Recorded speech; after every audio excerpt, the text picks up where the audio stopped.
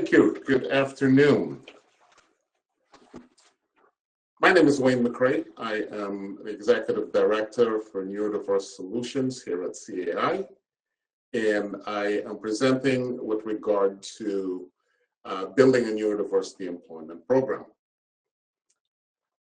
A little bit about CAI at the moment before we move to the next slide is that we are a solutions, a general services company. We are actually, one of our service offerings is end-to-end neurodiversity employment program that helps organizations realize the benefits of neurodiversity. Our successful employment model is designed to bring the untapped talent of neurodivergent individuals into the workforce and create more career opportunities for the neurodiverse community. We specialize, as you'll see, in autism. You'll see later on in autism employment. I have been here with CAI myself here for the last 13 years, 10 of which I've been very much a part of Neurodiverse Solutions portfolio here at CAI, and in essence, having grown with it, if you will. We are well positioned to work with organizations to help them to build a neurodiversity program within their organization. The focus is not on me. Why don't we just get right into it? So while most individuals may know what neurodiversity is, I just actually popped up here what one of the definitions and the most prevalent definition is here. But what's most important that we see here is 1 in 5 people identified as being neurodivergent. But autism spectrum disorder is the most prevalent neurodiverse condition on the rise. And I've certainly quoted here our source for that. And when we started this program, we continue to, the vast majority of our participants are impacted by autism spectrum disorder.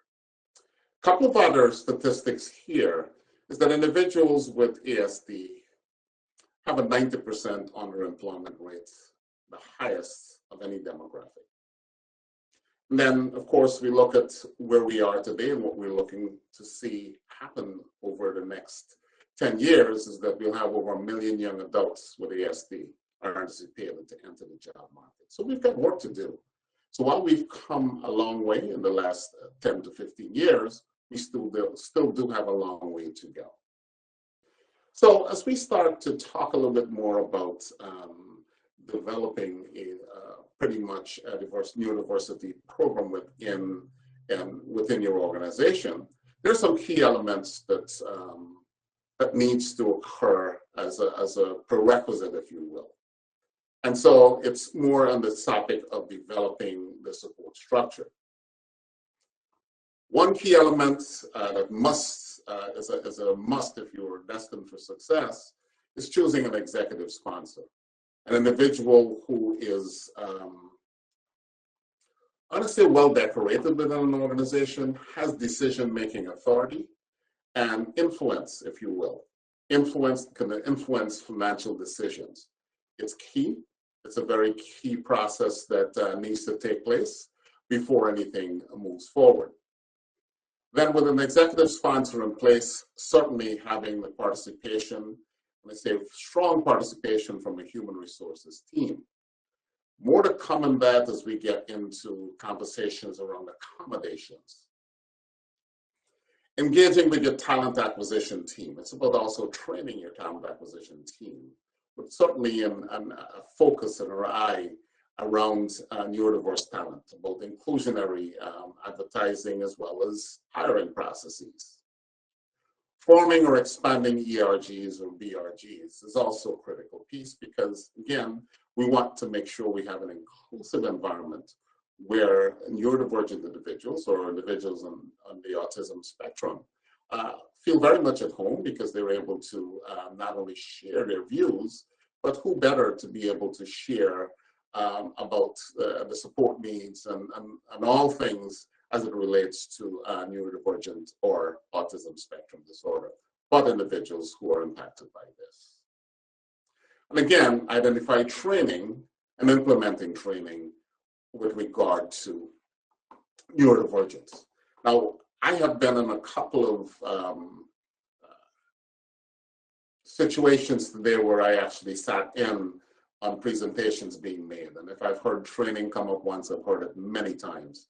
And so in reality, it's a critical piece of what needs to transpire in support of implementing a program like this. So fostering a neuro-inclusive community is also a key element. As you start to embark upon it, I talked a little bit about educating. Well, as an organization, certainly educating their leaders, educating their employees, but also encouraging additional education for yourselves and others.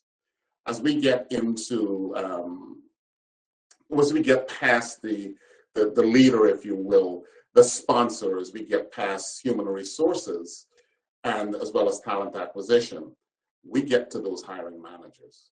It's a critical piece for hiring managers to certainly be very much a part of this, to be educated, to be supported as they take part in this journey. Key elements again here would be to encourage open dialogue. Open dialogue not only amongst employees, but also and amongst fellow managers or fellow supervisors, but open dialogue with the employees who are impacted by autism spectrum disorder. It's key to start to build those relationships. You need to work on understanding each individual. If you've met one individual with autism, you've met one. So it's about having that dialogue, understanding how each individual wants to be supported, understanding how each individual wants to obtain feedback, things along that line. But again, it's about open dialogue. It may not happen on day one, but it's something that needs to be worked towards. The other part of it is also working to build an awareness and acceptance across the organization. A lot of that comes through training. But what also occurs is that we encourage organizations to start small, share those successes, be it in town halls or in all-hand type meetings. You want to be able to share the successes along the way, because then there's nothing better than talking about what your experiences are, as opposed to an outsider, an external organization telling you what it could be. So having that, building that awareness and acceptance across the organization is also a very critical piece that needs to be considered. The other part is recognizing the value of different contributions of your peers. I will tell you, as someone who has been an employer of individuals who are neurodivergent, I will tell you that I have learned, and I've learned so much along the way, that individuals who think differently, you may have heard the term, their brains are wired differently, can offer immense contributions in areas where you may not ordinarily think. So again, listening, understanding, processing, and truly getting a true feel for what's being said, what's being offered, digging a little bit deeper, accepting those contributions will certainly go a long way. The other thing is to design inclusive meetings and events. And when we say inclusive meetings, an example would be sharing an agenda ahead of time. Let's talk about what that looks like. So individuals come prepared, be it neurodivergent or neurotypical, come prepared to contribute, either asking questions or offering ideas, but again, having those inclusive type meetings, and again, events, everyone should be invited to events. There shouldn't be a question about it. Allow individuals to say, I would rather not attend, I cannot attend, whatever the case may be. But it's critical to be able to share, to make sure that we are including individuals from this community. So, talking about creating an inclusive environment, certainly lead by example. I talked earlier on, and I stated earlier on, about starting with a pilot and sharing the successes along the way. Now, lead by that example. Set the tone for inclusivity. Share amongst your peers what that looks like. Be open to discussing accommodations. Now, talk a little bit about accommodations from a talent acquisition perspective, and as well as an HR perspective, but as a manager. And accommodations range from the simplest, and when I say the simplest, sometimes we don't think of that, but an individual requiring an adjustment to their work schedule, their start time, maybe 15 minutes later, just because their transportation may be a little bit of a challenge for them to be there for an 8 o'clock start time.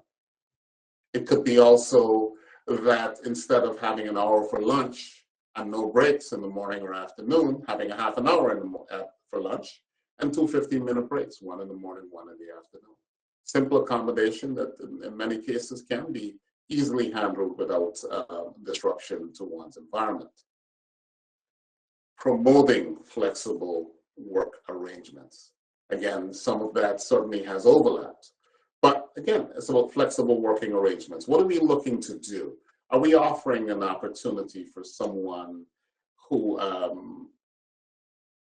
instead of being totally in the office, there's a hybrid opportunity because someone needs to be able to work from home or remotely twice a week? That's a flexible working arrangement. Support career development. That's a critical piece because I will tell you from my experience, we have supported many individuals who were very early in their career. When I say early in their career, along the path that they wish to develop. As an organization, CAI has what we call team leaders who are neurodiversity certified. They come well prepared not only to support the organization for whom we have an engagement, but to support each individual as they take charge of their careers. So let's use for an example, an individual who's been trying to get into software testing. This is their first opportunity. They may have worked at their local retail store, although being qualified for that. Our certified team leaders come in and they actually lay the groundwork. It's tailored for each individual. Not everyone is going to start on the same level. Not everyone is going to progress on the same level. But again, having that tailored approach for each individual is a critical success factor. And so as we look towards that, we pretty much would recommend designing a career roadmap for each individual. It may not be something that's done on day one, but certainly having a plan to get there and marching according to that plan, adjusting as we go along. Neurodivergent individuals deserve to progress like anyone else, neurotypical or otherwise. So again, having that career development opportunity, mentoring individuals, sharing with them training opportunities, observing how training is being consumed, and then providing that pathway to advance and advance like anyone else can advance, but again, having that tailored opportunity. Along with that is holding regular check-ins. So, I mean, on a project perspective, maybe those of us who are in the IT field may have a regular check-in from a project perspective, but having a regular check-in with each individual to see how they're progressing on a day-to-day basis. It could be that there are things external to the office that may be impacting their ability to either perform, or may very well be that in their work environment, they may not feel challenged enough. So understanding what it is that certainly keeps them encouraged, keeps them moving, and certainly what impacts their ability to move forward. It's about understanding each individual. So having those regular check-ins, providing feedback to them, receiving feedback is also very critical. Monitoring workload and stress. I know it's something that may seem as though it's the norm that we should be doing. Absolutely should be, but not necessarily what takes place. Workload and work stress is critical. We want to make sure that there's a good work-life balance, but understanding what stressors, what are the triggers for stress for individuals, and to be able to balance that, to work with them, and to truly help resolve the challenges that may exist. Design inclusive meetings and events. Talked about that before, right? It's extremely important. This is why it's mentioned in here twice. Inclusive meetings. I will tell you on day one, I've had many individuals who were not strong participants in the meetings. But as we design meetings that would be a little more inclusive, as time progressed, what we found is that individuals who were less likely to speak up, offer advice, offer thoughts, or even ask questions, are now stronger participants in those meetings or in those events for that matter.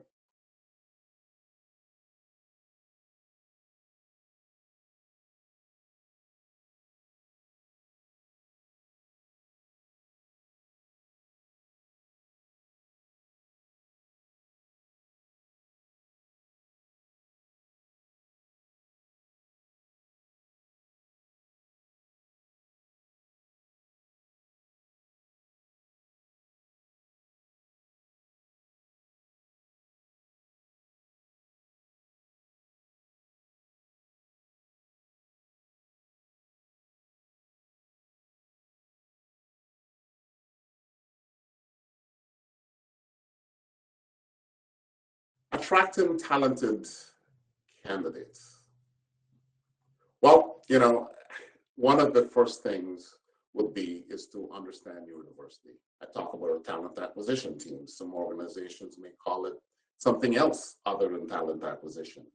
But again, having our talent acquisition teams understand neurodiversity is a critical piece of what needs to take place. Promoting an inclusive culture. So even the way we advertise for specific jobs should be inclusive and should be attracting, if you will, neurodivergent candidates, to be corrected. Adjust job descriptions.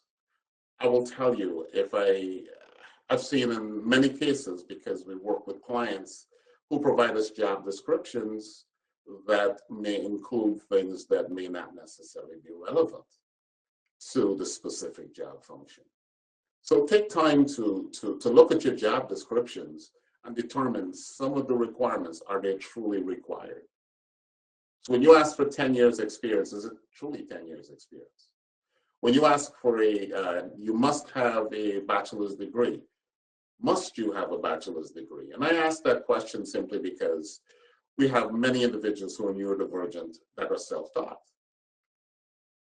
They may have had a bad semester in college. They may have had so many different things that, for whatever reason, you may find that it's been challenging for them to compete academically in a structured environment.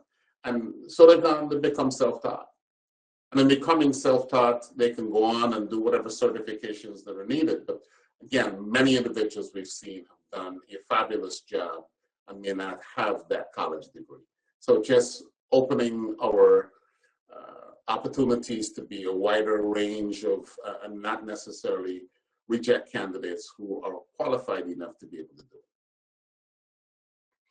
Offering alternative application methods. Consider flexible interview processes. I will tell you, as an organization, we do not conduct traditional interviews. What we have is considered to be, it's called a talent discovery session. And for the most part, what I'll share with you is that we do have what's called a 3-day talent discovery session. It's about understanding each individual. It's about understanding what they bring to the table, what their desires are, and what their capabilities are. Now, we use a combination of a neurodiverse friendly platform, as well as people. So it's people and tools to make that determination. We're able to observe each individual in an individual setting, working on individual projects, but also we're able to see them operate in a teamwork setting. In any event, be it an IT-related function or business operations or otherwise, teamwork is critical in many areas, so we're able to see that. we're able to provide feedback and observe how that feedback is consumed. We're able to see things of that nature and be able to make an assessment. At the end of those 3 days, we know more about each individual than you would in any normal interview, as you will, where you have maybe a panel of individuals sitting there firing off questions during an hour or 2-hour session. So the intent here is to understand the individual, to lead with a people-first approach. And that's truly what we've seen as a serious recipe for success. Engage with knowledgeable service providers. And again, being a service provider here, doing this for well over 10 years, it's critical to be able to understand what it is that we've seen, what it is we're able to share with you, pitfalls that you can certainly avoid, but also to be able to share with you, look, we've got a lot of work to do, and to be able to share with you how to build a network, to work alongside you in that process, is certainly something that we're encouraged to do. George, next slide. Accommodations. Touched on that before, I want to touch on it again. Flexible scheduling. Now, with more organizations looking to go back into the office after the COVID epidemic seemed to have subsided, it's important to understand a little bit more about what does your workspace looks like. Quiet workspaces certainly is something that's needed.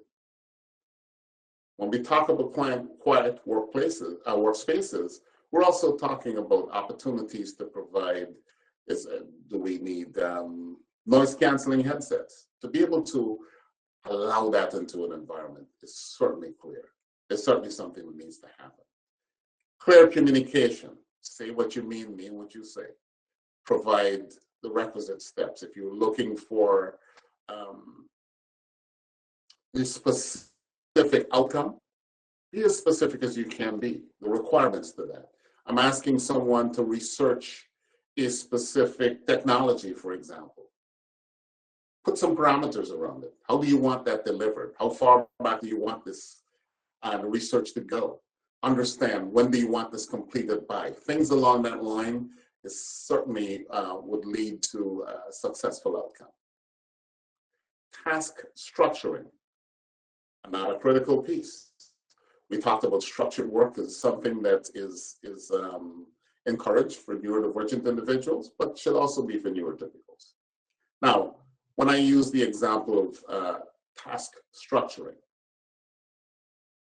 work breakdown structures, understanding what needs to occur. When you expect an individual to complete 100 items in queue on a daily basis, for some individuals, it might be a little bit more, it might be a little bit challenging in terms of an individual seeing this as something that's not, that they cannot accomplish. Well, certainly look at the approach of maybe breaking it down into 4 chunks. Again, structuring those tasks. Maybe there's input from one task that goes into the second. Complete this task first. Follow up, see where those bottlenecks are. Look at what approach needs to be taken. Everybody learns differently, everybody works differently. But the intent here is to provide an environment that promotes success for each individual. Assistive technology, tons of that.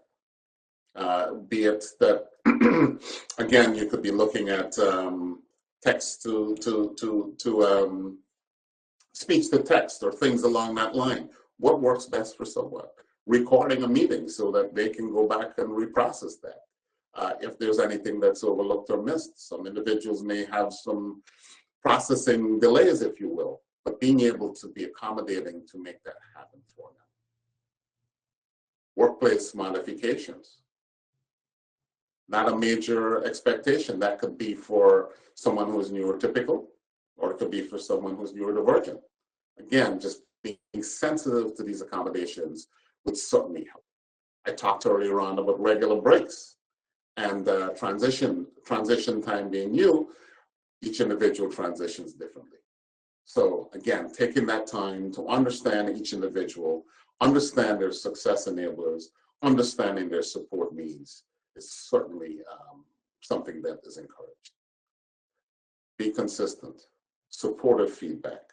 What does it take to reassure someone that they've done a good job instead of assuming they'll recognize that, or instead of assuming that they've done the job that's expected? Provide that feedback. Now, in cases where you are actually looking to provide feedback to individuals, want to be sure that you understand how each individual expects or feels comfortable in terms of how that feedback should be provided. Everyone is different, but let's meet individuals where they are. Advocacy and you. So this could be taken both ways. So understanding your needs as a manager in terms of departmental needs, but also as a neurodivergent individual, what are your needs? To be able to request reasonable accommodations. Again, I've shared a few of what those accommodations could be. Taking breaks. It could also be that some individuals might need an accommodation where they need a standing desk. But again, I'm using that as an example, or a special chair. No different. That could be a neurotypical, it could be a neurodivergent individual. But being able to request or being able to be provided with a reasonable accommodation is certainly something that is encouraged. Now, again, we talked about HR. This is where your HR department comes into play. Having those considerations up front. What does the accommodations process look like? And keeping in mind, not just neurodivergent individuals, this can be neurotypical as well. Clear communications. I mean, I've seen this over and over again, say what you mean what you say. Critical again. If you're looking for something or you want to be clearly understood, you've got to get that clear communication. Sarcasm does not work. It's certainly something that's not recommended in the workplace. Build a support network. Now, we encourage organizations as they actually implement a neurodiversity program to look for mentors. Look for those who would like to volunteer to support, not just managers, but again, that buddy system. And it could be a mentor who's working in a totally different department, someone who has that passion and desire and the soft skills to be able to provide support for an individual that would benefit from that. I've seen this work successfully in many organizations. We recommend it to our clients. Move forward with a support network. Provide the training for each individual. And not everyone who volunteers to be a support, to be in that support, be a peer leader, be a mentor. Not everyone has the necessary skill set to do that. So as an organization, we certainly recommend that, again, HR, and certainly vet those managers to be able to do that. Seek feedback from the people that report into them. Seek feedback from their peers, just to be able to make sure that we've got the right persons in place to provide support as a network to others. Set boundaries and practice self-care, critical as well. Again, we just want to talk about work-life balance. That's one area where you set those boundaries, and again, practicing self-care, very critical again for success in that general area.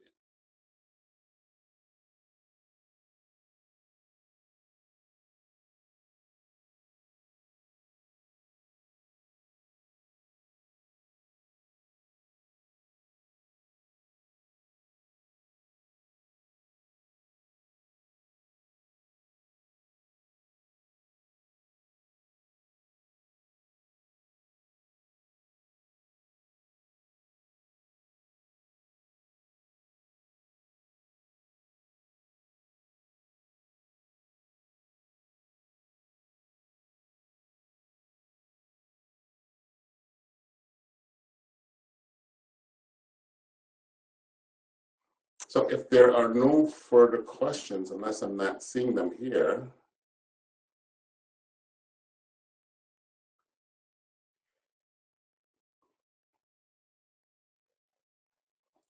I've not seen any questions come up, so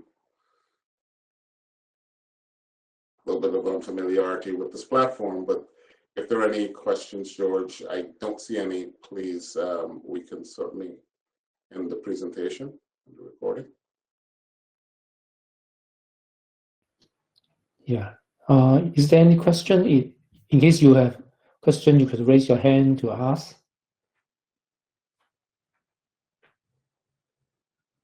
If no, then we could end our presentation here. Thank you, Wayne. Thank you.